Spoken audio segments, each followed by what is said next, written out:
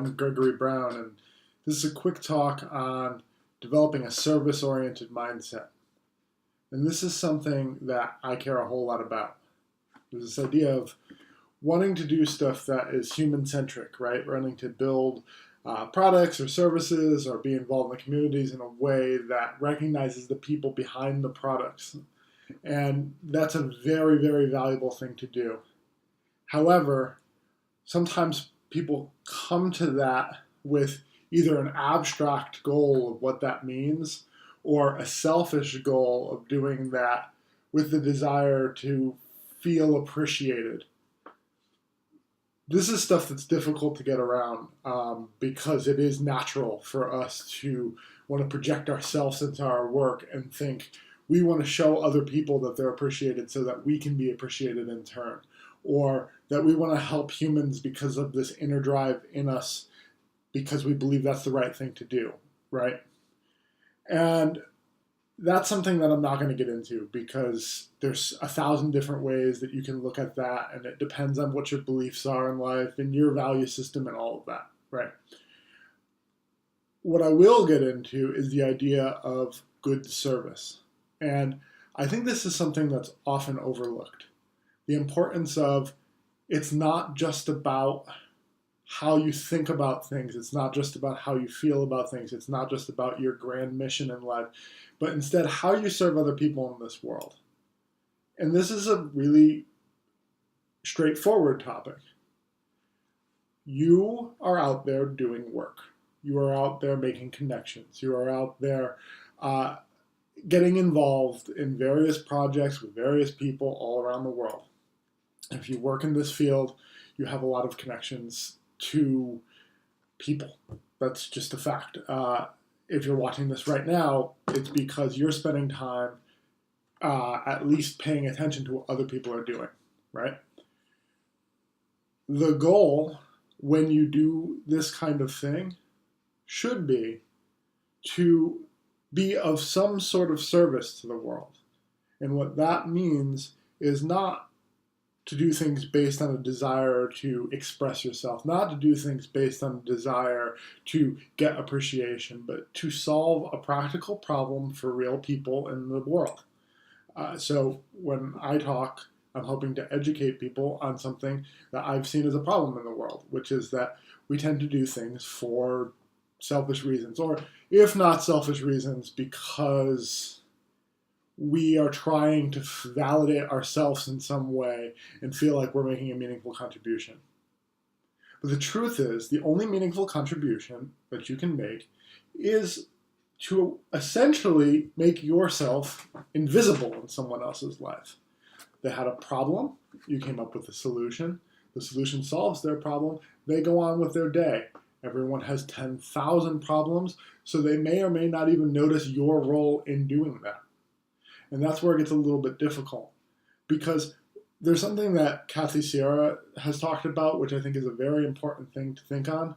It's when you design a user experience, and for example, you're talking about, I want to design a beautiful user experience. Well, are you designing for the experience while the person's using the product, or are you designing for the post-experience experience? And what that is are you trying to make the person feel good while they're using your tool? Or are you making them feel good because they solved the problem that they had, which your tool helped them solve? Now, if we have pure intention, we should not care how people solve their problems so long as their problems get solved. If we have pure intention, we should not care what's going on in here with our inner narrative of what things are like and what might be right and what might be wrong, so long as we have a good purpose and then that purpose gets taken care of through the work that we do out there in the world. This is a tough thing to come to terms with. It's tough because it means not identifying quite so much with your work. It means thinking that you are not your work. It means thinking that the people you serve are not, I don't even know how to put it. It means thinking that the people you serve are not there to serve you with their appreciation and their support. Instead, you're fixing a pothole. You're filling in a crack. You're leaving out some extra food because you don't need it so that other people can have it. This is what real pure service is. And there's a deep form of human connection in that.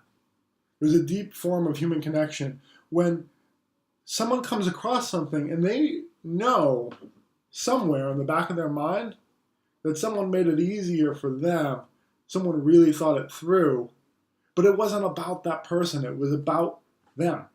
It was about helping them. And that's the real kind of kindness, that's the real kind of compassion that we need to be able to find in our work. And it's super important not to get too hung up on the what ifs and the how could it go wrong and all of that sort of stuff. It's super important not to get hung up on the what will they think of me and all of that, because none of it matters.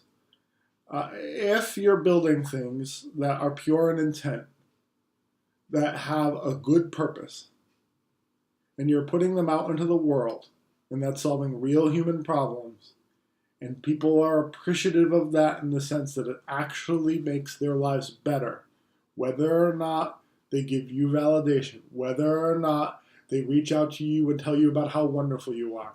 But you saw a problem, you made a solution, you have some way of measuring the effectiveness of that solution, and people come back and they use the thing and it works for them. Then you've done your job. You've done your job. You don't need to worry about what's going to happen if something better comes along. You don't need to worry about what other people might think of you. You don't need to worry about anything, even though you will.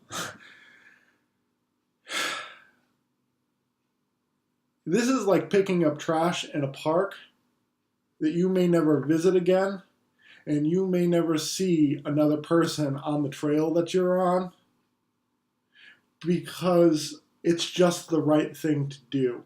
And you know that the thing that you did made that place a little bit better for the world, whether or not anybody ever recognizes you for doing it. Whether or not anybody says, hey, that was really nice, please keep doing that. When it comes to really serving people, you know it when you see it. And that's what should drive us. And it's also the kind of thing that gives us a way of forgiving ourselves when we don't do it quite so well. Because if we have a pureness of intent, a meaningful purpose, and a bias towards action, then when we are not doing such a good job, when we're struggling internally for whatever reason, whatever, that's just downtime.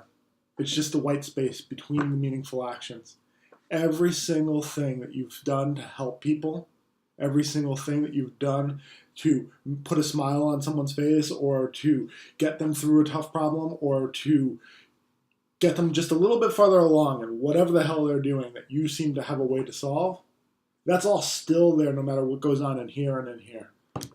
And this is why having a service-oriented mindset rather than an approval-seeking mindset or a desire to impress people, or a desire to be appreciated for your generosity is so much more valuable. Service is filling a pothole. Service is fixing a crack. Service is picking up the trash in the park, regardless of whether it's ever been seen.